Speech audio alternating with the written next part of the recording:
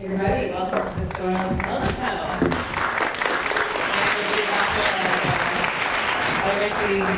I was called Farnell magazine, and as I was coming here today, I was thinking about the soil under our feet, and I started a weird little ritual this summer when I got my fruit from the farmer's market or whatnot. My first morning ritual now is to actually take that piece of fruit before I put it to my lips, to just stop and think about the farmers that grew it, the soil it came from, the water, the rain that went into it, the sun that went into it, and all the nutrients that had to be in that soil to keep it vital and keep that fruit that was full of vitamins and minerals and so on. And so I've got this little, weird morning ritual now where I'm taking my fruit, occasionally giving it a little, head tap and going, thank you, thank you, thank you. And I feel, originally I was like, okay, a little bit weird doing this, but it's a little moment of connection that just makes me remember every day that the soil under our feet is really what sustains us, it supports us, and it gives us all life. It feeds us every day, and we couldn't really get anything from it unless we had people like the ones here who are actually digging it up, working it the right way to keep it alive and vital and feeding us year after year after year, but stripping it. So I'd just like to take a little moment for all of us to sit down, close our eyes, put both feet on the ground, and to actually visualize below the floor, below the floorboards, below the concrete, below all that, the soil underfoot. Down there, deep down, there's earth underneath us. It's everywhere. It coats this planet. It's beautiful. It's full of life. And just visualize it underneath you. And give a little thank you, a little mental thank you for being there, because without it, we could not be here today. So on that note, I would like to hand it over to our panel. We've got some amazing people here today. We have, first up, Harry Stoddart. He is a sixth-generation farmer. He farms 560 certified organic acres in the North Lakes with his wife Sylvia and their 5 children.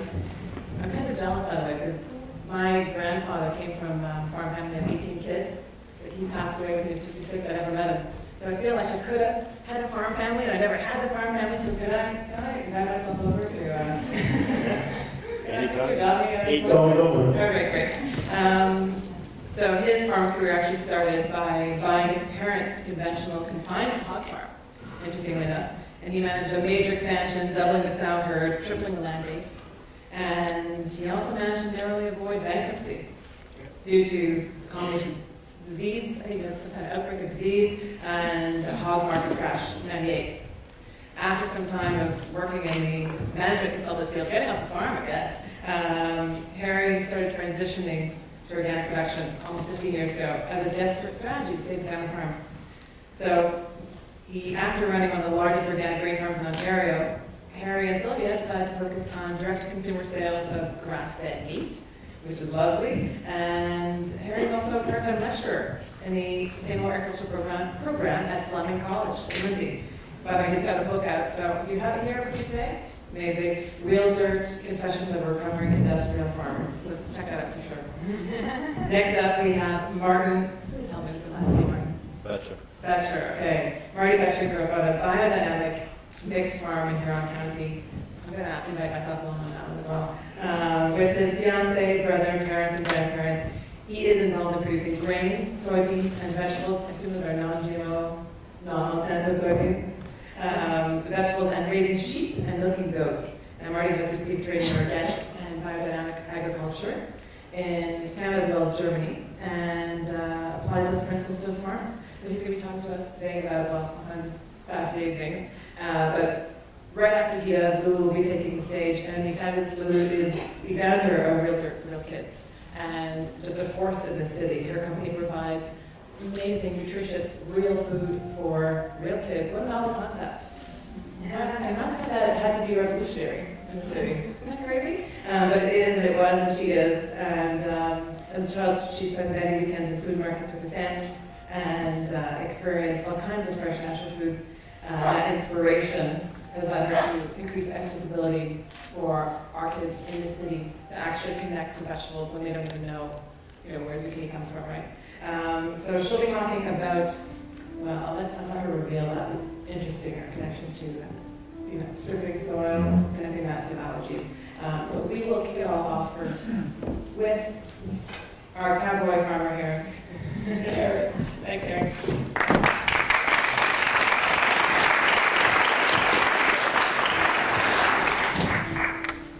Thank you, Adria. Jody asked me if I wish to be involved in this, I don't know, probably a year ago, the seeds for this were planted, and I said, sure, you got a microphone and an audience, I'll be there. About 2.5 weeks ago, she told me what the topic was, which she wanted me to speak on, which was soil as intelligence. Next slide. Dirt, intelligent? Not sure where to go with that topic. Then I realized dirt is what we got in the bottom of our boots, what we sweep up in our kitchens. But if we start thinking about soil is something completely different from dirt. Soil is an entire ecosystem unto itself. There's as much life under your feet as in your body. Soil is the foundation of our food system, foundation of our life. We like to think of ourselves as independent beings and independent species, but when you really start to understand what creates life and what sustains us, we're really indivisible from our ecosystem, from the soil. And that soil is a self-organizing organism and ecosystem that is far superior to anything that we've managed to create. Even with all our technology and the ability to carry the entire knowledge of humankind on our belt on a little phone. Even though we have that, we tend to spend most of the time looking at pictures of cats. Soil is an amazing thing once you start to understand it. So that fades out a little bit in the lights, but that's a cross-section of soil. The very top of that is green plant material, whether that's grass, trees. Soil is always covered with life. Right below that, you see a little bit of a gray, decaying plant matter. That's where we get the transition as the nutrients in that life starting to be recycled into the soil. Then the first layer is a very dark layer. That's what we call topsoil. And for those of you who have tried to grow things in suburbia, the topsoil is what the developers scrape off and then sell back to you at the garden center.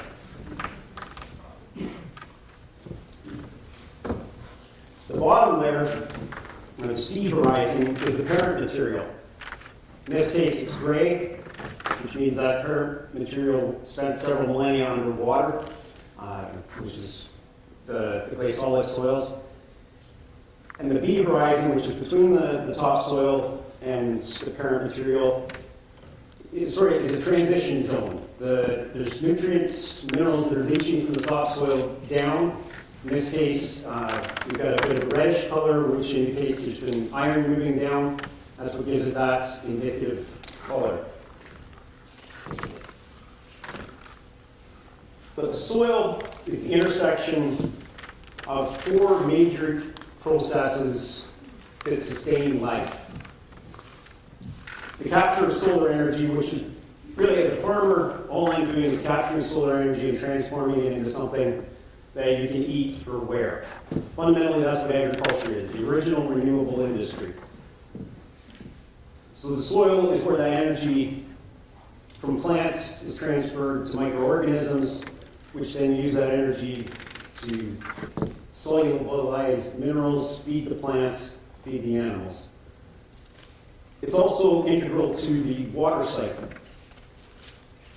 Water that hits soil that doesn't have that true dark matter and covered with vegetation tends to run off. And bare soil evaporates water substantially faster than covered soil. So in the water cycle, that living soil captures water, retains water, and then gives it back to the plants. As soon as we start to lose that top layer of soil, we start to lose our ability to capture and utilize the natural water cycle. There's also biodiversity. It is incredible in the soil and is incredibly important to us in being able to grow crops. The more diverse a system is, the stronger it is. As we narrow in the diversity, we weaken systems.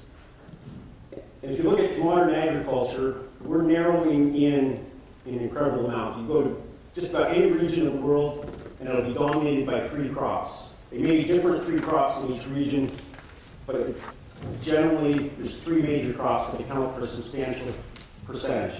So if we look at Ontario, corn, soybeans, and wheat are the big 3.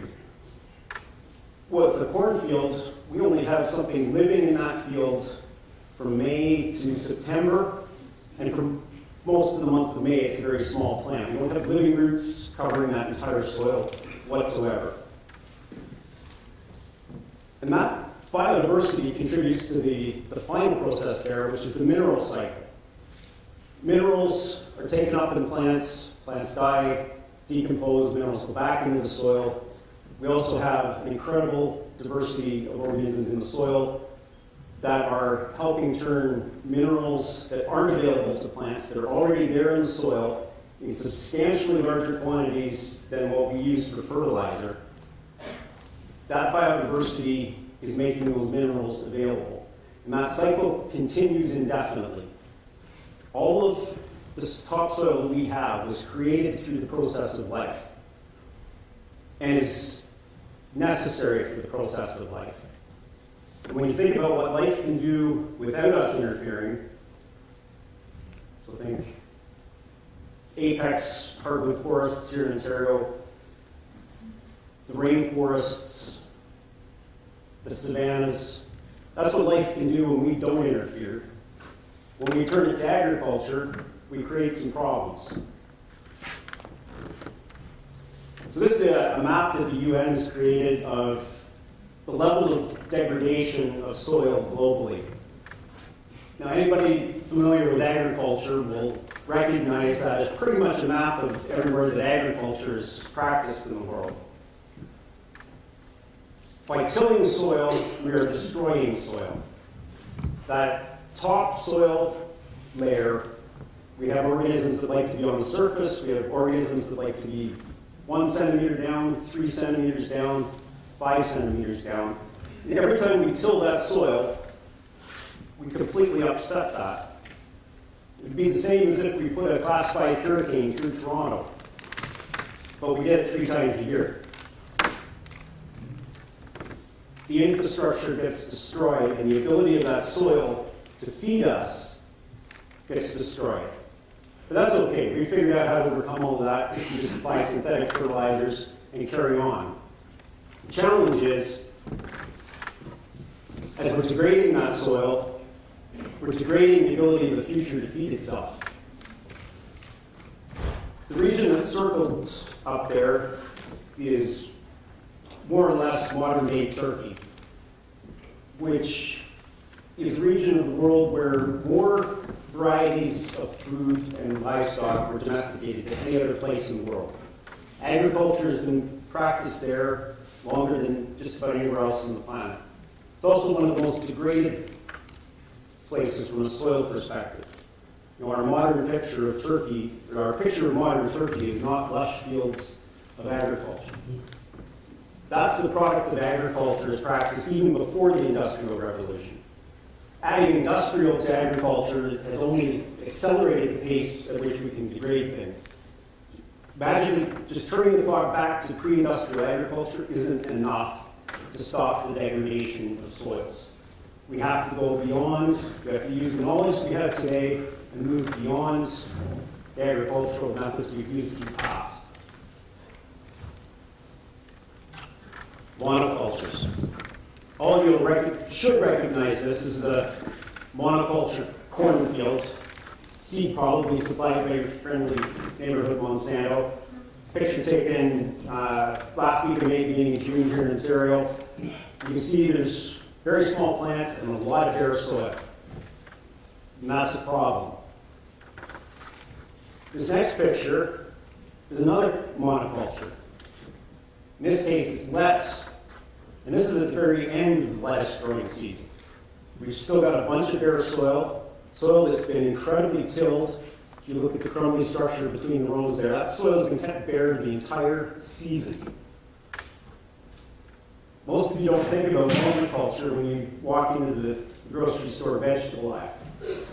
But the reality is the majority of our vegetable production today is just as much a monoculture as evil monoculture corn, except that we use more fertilizer and more pesticides on it, and we destroy the soil to a greater degree. In fact, there's a number of vegetable crops we actually try to sterilize the soil before we start planting anything. Another monoculture, this is tomatoes in Florida. This time we've not only tilled the soil, we've reshaped the surface and spread a layer of plastic on it to crowd out weeds. This is a gorgeous monoculture. That's an almond orchard in California.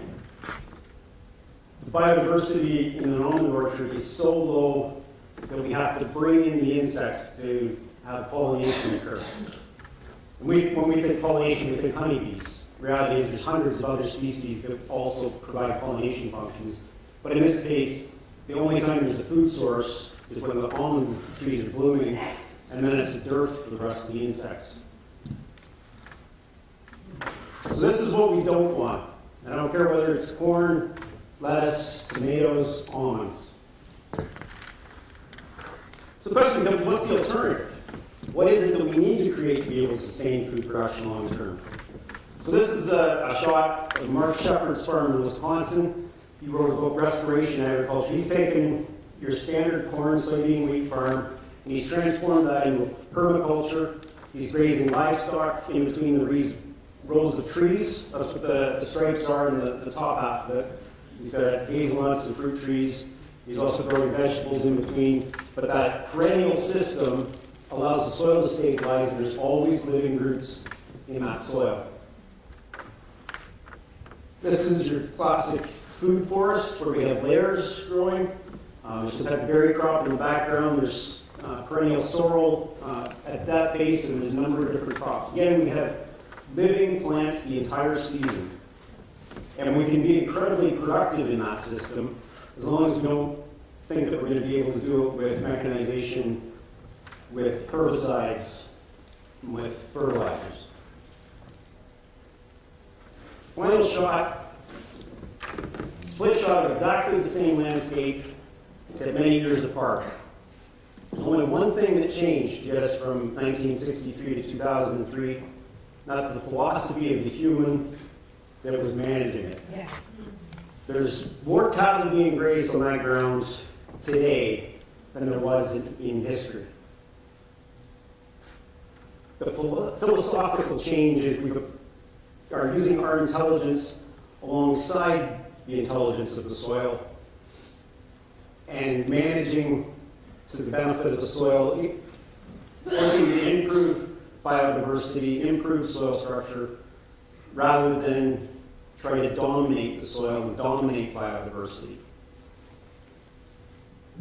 That's the change that we need. It's not necessarily about a change in diet, it's about a change in the philosophy of how we interact with the landscape. And Jody and I created a campaign a number of years ago that we wanted people to identify as co-farmers. Yes, farmers work the land, but they work the land in response to the requests of the consumers. So if you want to make an impact on the landscape, make a change in the selection of the food that you're making, and you can create that transformation.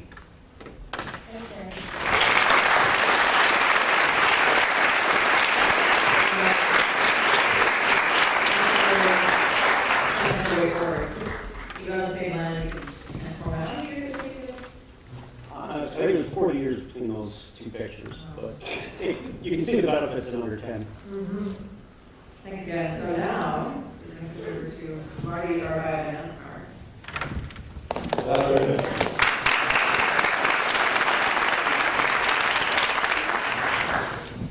I want to focus on what you said here on the foundation of soil, but give you guys all a glimpse of what it's like to be an organic farmer and maybe differentiate a little bit between what modern artists are doing. I want you all to think of Earth as a living organism, a superorganism, where the oceans and rivers are Earth's blood, the plants in exchange for the atmosphere are the lungs, the soil is the skin, and the living organisms are Earth's senses. We cannot think of human actions in one part of the planet as independent. Everything that happens on our planet, the harvest of trees and crops, habitats we build and destroy, the resources we use, all have an effect on our planet. The beauty of an organism is that it is self-regulating. If the Earth is indeed self-regulating as a living entity, then it will adjust to the impact of man. However, if we're not careful, these adjustments may act to exclude man. The most difficult part of human existence is to determine which effects are positive or negative. Let us look at agriculture. Agriculture is the only essential activity on Earth. As a farmer, I get to work with the most living, most alive part of the superorganism Earth. Like we said, in the top 6 inches of what many of us dismissively call dirt, look down at, and mistreat with monocultured lawn or cornfields, more life exists than we can fathom. Between 5,000 and 10,000 species of living organisms live in 1 tablespoon of soil. A total of 7 billion organisms populate a tablespoon. That's the equivalent of this population of humans. As a farmer, I had a choice.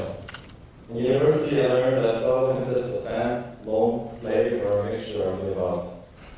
Then I learned about the limitations of certain soils, be it their climate, their moisture, their salinity, or their mineral ratios. I was taught recipes to overcome these limitations and grow monocultures of nutritionally empty plants to feed processing plants. Many of my classmates chose to follow these recipes, not realizing that they are dealing with individualized, interconnected living systems. Worldwide, over 2.5 million tons of pesticides are used each year. That is a pound, or over a pound and a half per person, be it a person with medical pesticides or chemical farm. On average, it's over a pound and a half per person each year. Much of it ending up in the soil. All of these pesticides are produced to kill. While most of these do not kill humans, at least not instantly, they do kill soil animals. I have considered starting a soil animal humane society and taking away the spraying licenses of all of my neighbors.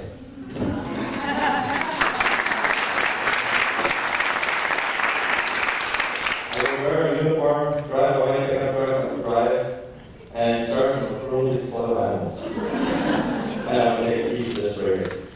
Then I would send them a spreadsheet of the numbers of soil animals they killed.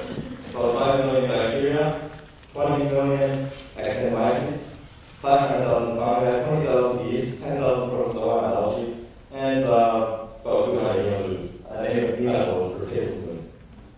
I don't think I have any many friends. In my family, we've been farming biodynamically for 20 years. We are certified under Greenwood, Canada, which is the first organic certification body. It's over 90 years old. It has existed since before chemicals did. Thanks to this upbringing, I knew that I had another choice. I could work within the realm of living, as Dr. Steiner, the father of biodynamic agriculture, puts it. Where a chemical farmer devastates soils, and an input-free organic farmer is sustainable, a biodynamic method is regenerative. Biodynamic farmers make soil and plant amendments in the form of potentized compost teas and preparations for composting processes.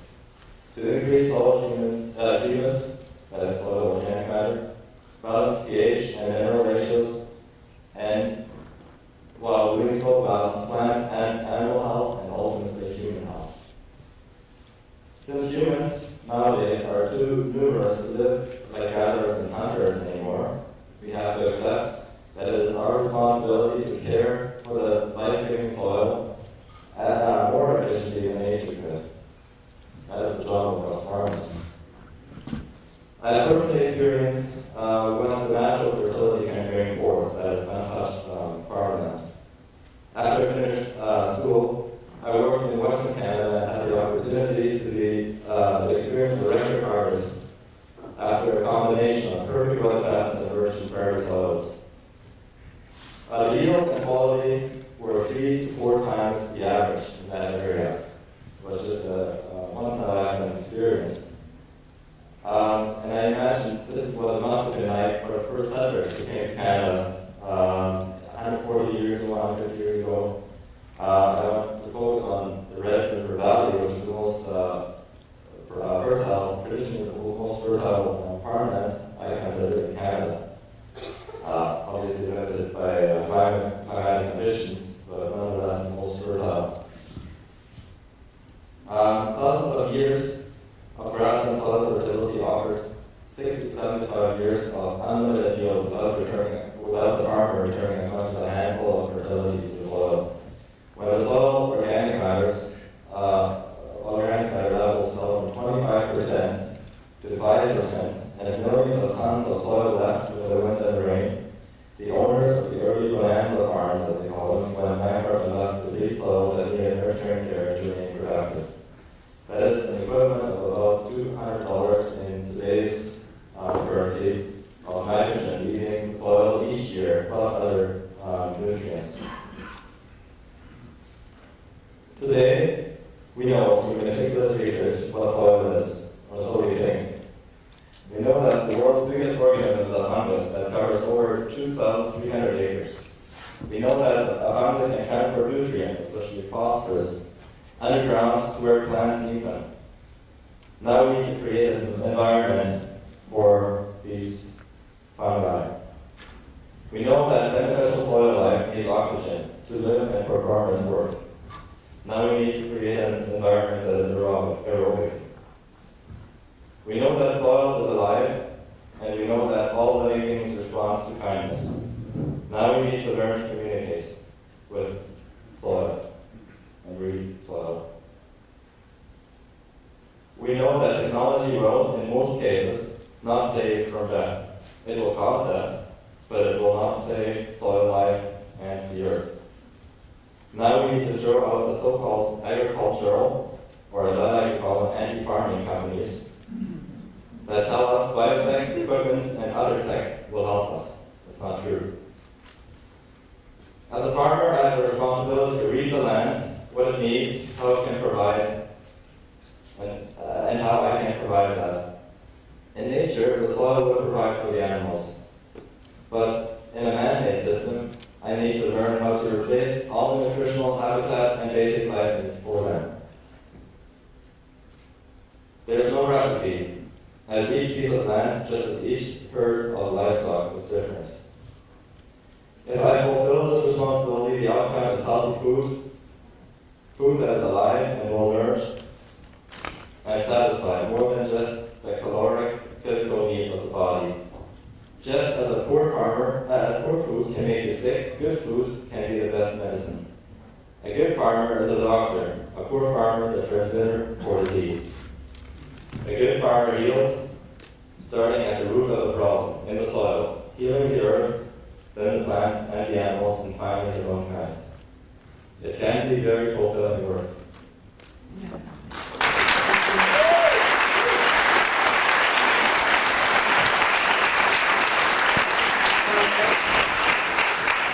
So we agree with pretty much guarantee funding for his Society with Cruelty. Farm, what's the exact title? Soil animals. Soil animals, exactly. This is the sale. Next we'll move on to Lulu, who is going to take us in a different direction. So, hi everybody. It's very nice to be here at this crazy, awesome festival of dangerous ideas. So about 10 years ago, I had a really dangerous idea in reaction to the discovery of a big disconnection between food and human health. In my case, it was a childcare institution. I had a crazy day, decided to create real food for real kids. So our work is to give access to as many kids as possible to real food in childcare centers, in schools. And the way this came about is that when I moved to Canada about 15 years ago from France, I loved this country. I thought it was awesome, and there was a lot of things going on, especially in that field of the environment and the awareness of all of that. And I discovered when I was looking for a childcare center for my kid that there was no understanding or awareness around the connection of food as fuel, as nourishment, and human health, especially those teen little babies that are starting a life. And I was really shocked, and I didn't understand that. I myself lived in a family and grew up in France where food was really important, and cooking and searching for ingredients and good ones, and going to the farmer's market and having this really real connection with food, and there was a real disconnect here. And so it was a bit of a flip how it all started, but it was rough, and it was just me trying to help my childcare center bring better food for those kids. And long story short, we ended up doing a pilot, which worked really well, where I was coordinating food to be delivered to that childcare center in Toronto. And everything came from Ontario farms that were using sustainable method of farming or that had an organic license. The program was successful, and so we were able to expand. So this was like just an activity I was doing because I really believed in that, and I thought there was something really wrong in the system, and I thought this needed to change. I was also very shocked to see that there was no rule around quality to feed those children. So all the companies that were feeding those kids, what was supposed to be fuel for life and for healthy living, was really highly processed food, not thought about in terms of health and how it's going to help those kids grow healthy. It was just like they were feeding something, not little people. And so, we started this company. It was my husband who joined me to this great mission after a couple of, I think it was 6 months into it. And today, this is 10 years ago, we've grown, just like those kids that we started feeding 10 years ago, we are still following some of them in schools, in elementary schools. We are now providing food for about 10,000 kids daily.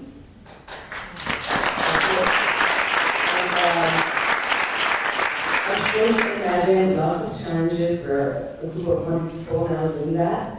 And we've moved kitchen 5 times. It's going to be our 5th time actually this year.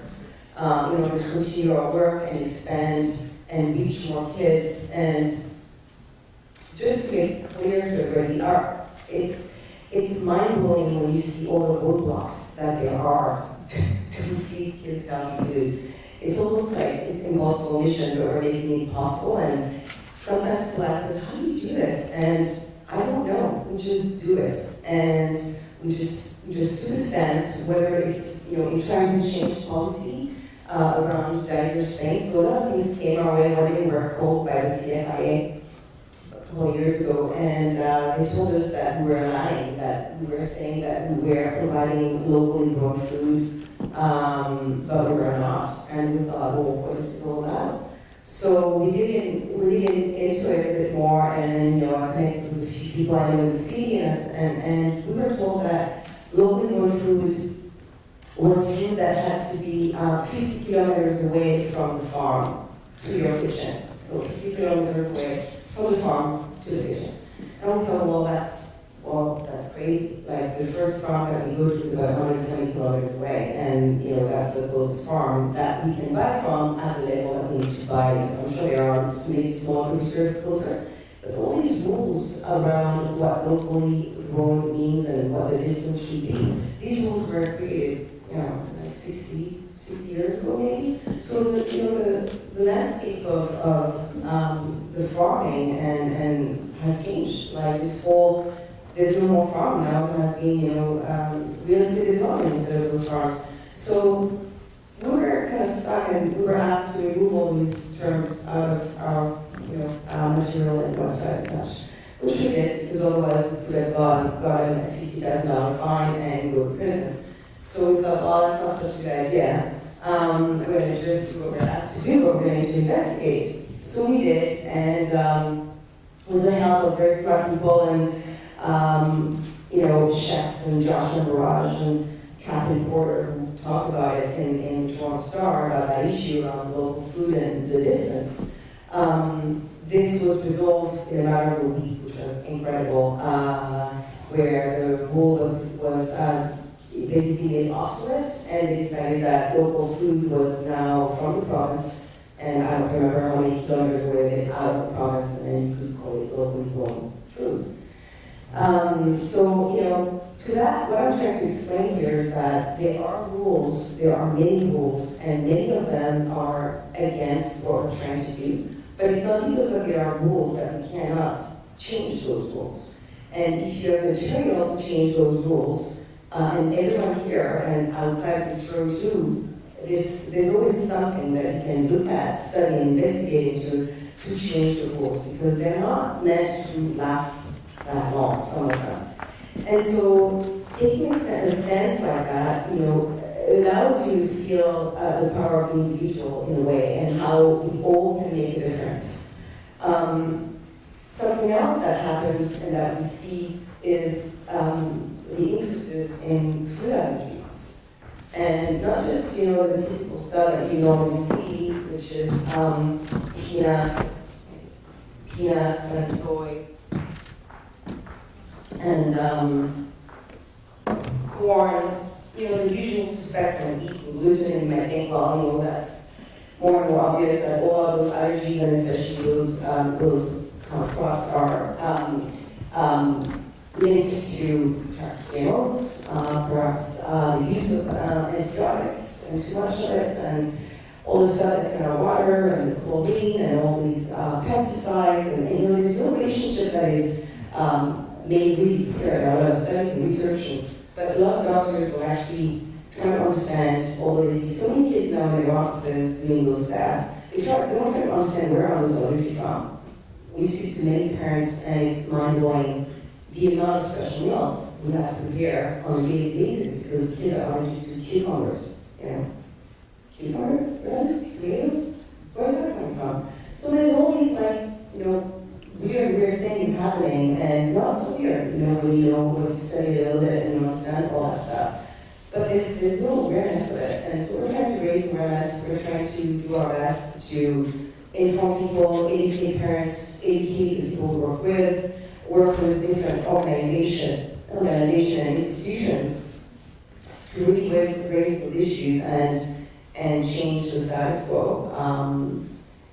In bringing better food to all these kids, doesn't matter what kind of social background you are, but also, so giving access, but also giving access to the information, and really trying to get people involved and act as an individual so that we can create change faster. So this is what we do, and besides doing the kids, we really try to change the rules where we have to do the rules of the DNA, which is the Day Nursery Act, and that feeds into the Canadian Food Guide. And there's lots of issues around those guides and those rules, and it's so hard to change them. But the one thing I can tell you all not to do is to not give up. And we don't give up. And every day we have a challenge that we have to fix. There's something, a problem, and there's always a solution. And tenacity and being inquisitive and not give up. Just like this little Ryan Storm. I don't know if you guys read the newspaper recently when the Canadian Sugar Institute was invited to a school to speak about the benefit of sugar and how it's healthy for you and if you integrate it into a healthy diet, and even also actually I read that in their website that it helps lower obesity. So you can check their website, they have a whole educational thing on it, and they're trying to brainwash kids. And I don't know how they got into that thing. Apparently they were invited by staff from Victoria the guy or people that were not vetted by anybody and not the TPSD. And so there's all these issues of, all the infiltrations of all these organizations that are to, to do their job. And frankly, when you know that these people are dietitian and sometimes, also PhD in nutrition, I met one of them, works for the Sugar Institute, it's kind of crazy. And you just wonder, how is this possible? But it is. So we just have to work towards, finding a good fight and together make a difference.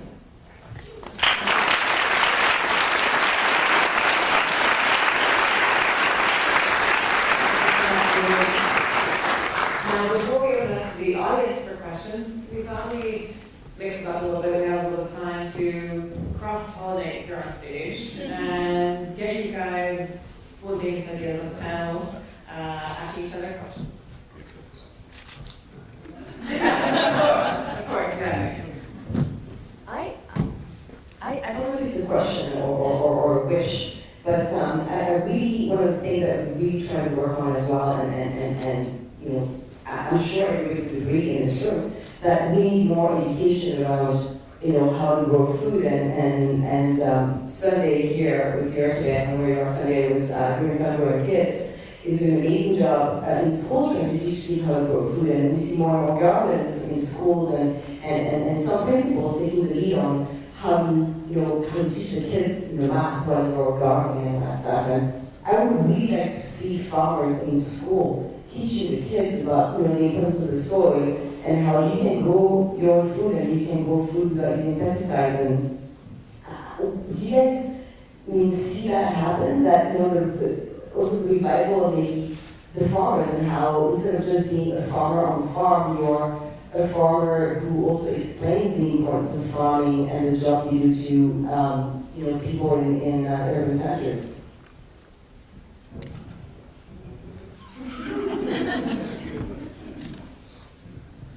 So when they introduced me, they said I was a farmer, management consultant, professor, and an author. That's not enough. Sorry. Now, my wife's sitting in the audience, so I probably should have started that with husband and father. This is where we need a partnership between other people. Farmers aren't going to carry this alone. And the reality is that industrial agriculture already has programs putting their members into schools, organizing agriculture education days. They have an organization that is creating curriculum that can be dropped right into lesson plans at all grade levels. As an individual farmer, I can only talk to so many people, and it seems like every time I get more than about 100 miles from home, the cattle decide that that's a good day for them to find out whether the grass is truly greener on the other side of the fence. So I was in Halifax earlier this week, and as I landed at Pearson, or after I landed at Pearson, my phone had a voicemail from home saying, "We're going to be a little late to pick you up because we got to put the cattle back in first." I've only got there twice this year. Both times I was getting a voicemail about it. So we've got to create a partnership between interested parties and agriculture, and we've got to. If you've got a plant in your field that you want to wipe out, you have the approach of applying a herbicide or something to kill it. Or you can encourage what it is you want to grow to choke it out. And I forget who I'm stealing this quote from, but it's a nobler cause to work on building what you want. And if it succeeds, what you don't want will wither and die. So that's a long-winded way of saying that you can't just look to us as farmers to carry this. Well, this is about society and everyone interconnected. Yeah, we're at the start of the chain where we capture the solar energy and use ecosystems to transform it into something, but everybody has an interest in that, and everybody has a responsibility to get educated and to educate others. Thank you, Harry.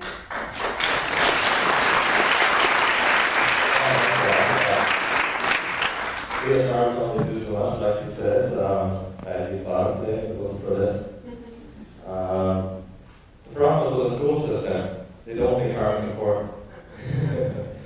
what it comes down to. I think we will actually open up to the audience because I'm not wearing a watch, and so we don't have to brush that as I thought. So let's go to one of the orange sweater. I guess this is a question for the farmers, the area market. It's very encouraging to see the type of farming that you're doing, and my husband and I are trying to do the same thing. But I wanted to know if, in the communities that you live in, if you're seeing other like-minded farmers coming along, because I sometimes feel like it's a losing battle. Just want to get your opinion about that. I know any young farmers who are trying to. It's very hard. Land prices are through the roof. You probably know a lot more because you're a teacher in college. People who are interested in exactly that. So our sustainable agriculture program is running. We graduate 13, 15 students a year. We're graduating our 4th class this year. And each one of those classes so far has more people going into agriculture than my graduating class from the University of Guelph, which was, I think we were about 110. And most of those people coming to that program are not from agriculture. They're from settings trying to get a stake in agriculture. There's definitely an undercurrent there, but if people call me a pioneer of the organic movement, but there were a lot of people there when I started. I think I'm just a spring chicken. But that movement has been growing. It's the fastest growing segment in food, but it's still only 2%, which is why you feel kind of isolated. But continue the good fight and connect to other people through Ecological Farmers of Ontario or other like-minded organizations. I think the trend is heading in the right direction. It's just that beginning of a curve, that slope is very, very slow. But then you hit an inflection point, and I think we're seeing that on the consumer demand side of things, and farmers have never seen a market signal that they didn't know how to respond to. So that's the good news. I kind of that there's only 2% in Canada, but up to 25% in Europe, in countries like Austria, and you know that all the things come from Europe, parts of Europe. We're a pioneering country in this sort of agriculture. Can we start like an online friend group for, it's a Facebook for sustainable farmers, so you can chat up and friend people around the world who are there must be something like that. There are websites like that that need more attention. Okay. Next question.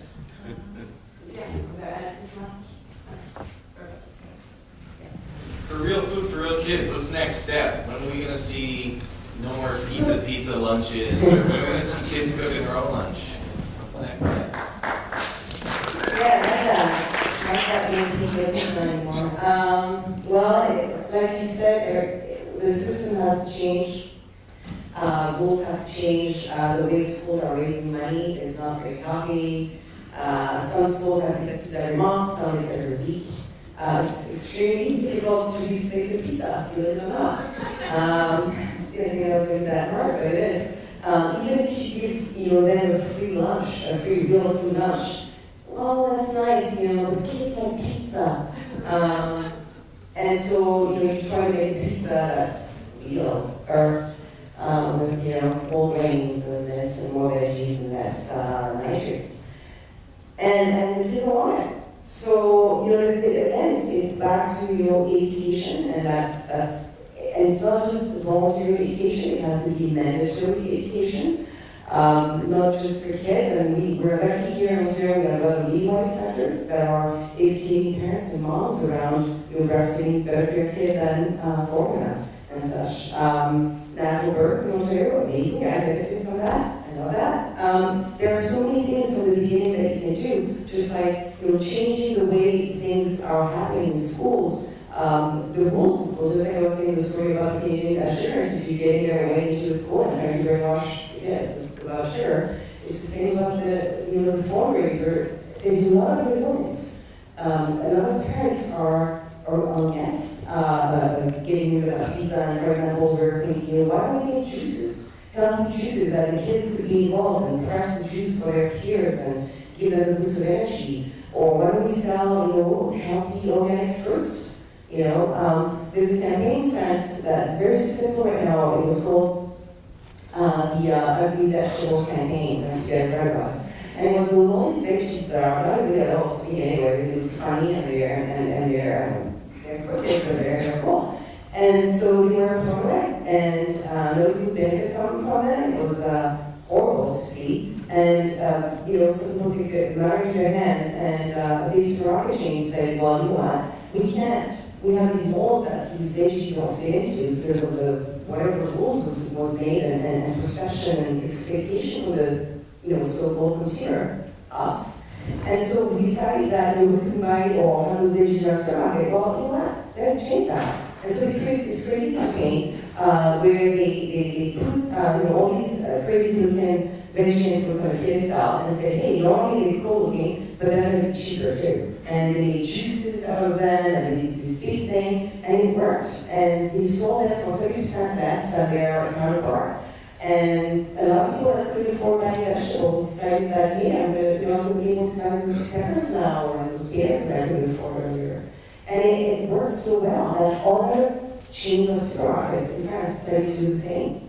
And it's amazing. And I would like to see that here. And I would like to see the sale of those vegetables and fruits in school to raise money. I'd like to see juices in school and more students involved. But I think that, in order to do that, we need to raise awareness. And that's what I was saying, we need more, we need farmers or associations of farmers or people that can educate the kids, and certainly a revolution in what's going on right now in our system, in our public school system, and how we consolidate everything. Like, why don't we consolidate all the boards? I know it's a big question, and then create efficiencies of curriculums, of teaching those kids that are growing without the knowledge of, like you were saying, Adria, like what is a cucumber and carrot? Like some kids have no idea, some kids don't know that. Like Rachel was saying earlier, that you can grow food out of seed. I mean, this is kind of crazy, but it's the reality of today, and I think that without mandatory education around food and nutrition and how to cook and grow food and all that stuff, it's not going to happen. And I think we need that paradigm shift. So on that note, if you could each just take a minute to wrap up with your ideas for action for the audience, how people can walk away from here today and you think get best involved to actually affect change. So in our case, like we're asking, dislodge the pizzas, bring ideas to your school boards, to be involved parents or grandparents or advocate. Everywhere you are, I'd like to see good food too in arenas where kids are going, and sports facilities and all that kind of stuff. And first of all, where does it start? I mean, you should start in our homes, right? Get rid of the food that is not good for you, all the big brands, just get rid of them. And buy the real food. Also ask for real food everywhere you go. I think that's the first thing that we can do, and advocate for better food in schools. Show the example to your kids. Let's get rid of all these vending machines with bad food in the government offices and offices in general. And in libraries. And just like when you see something that you don't like, write a letter, take a stance, make a noise, and just like, yeah, I think we have to voice our concerns, and we all have the power to do that, and that's what I did. And I think everyone can do this and bring real food to your school. Absolutely.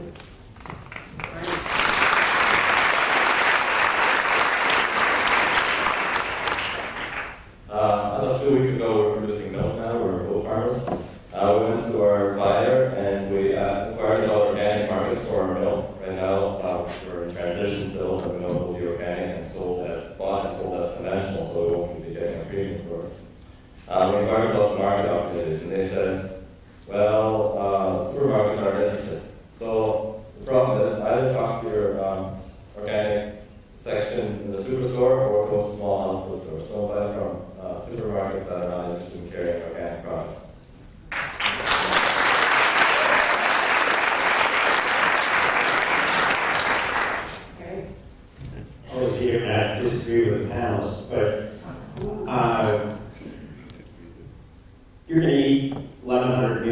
year, and you're going to transform the landscape, whether you choose those meals consciously or not. So you might as well choose to transform the landscape positively. But if you're shopping at a superstore or unnamed major Canadian retailer or unnamed major American retailer, your impact on the landscape is obscure. There's no way to reach through that system and understand the impact you're having on the landscape and whether the values that you have connect with the values all the way back in the food chain. You've got this intermediary that only values one thing, and that's the bottom line. The only reason they're selling organic is because they can make a profit out of it. If you truly want your values to influence the food system, you have to be shopping and buying from people who mirror your values. Generally, that is a little less convenient, but in the long term, your values remain bold. Whether that's shopping directly from a farm through farmers market CSAs, or that's working with a local food co-op to organize purchases from farms who have values that align with yours. We need to create the alternative. We're not going to subvert the existing. These public limited companies have it written right into bylaws that the only thing they can truly value is shareholder value. So we can make marginal improvements on that, but we're never going to get it to where their values align with ours. We need to create a system where our values are aligned all the way back. And you've got the power to do that 3 times a day.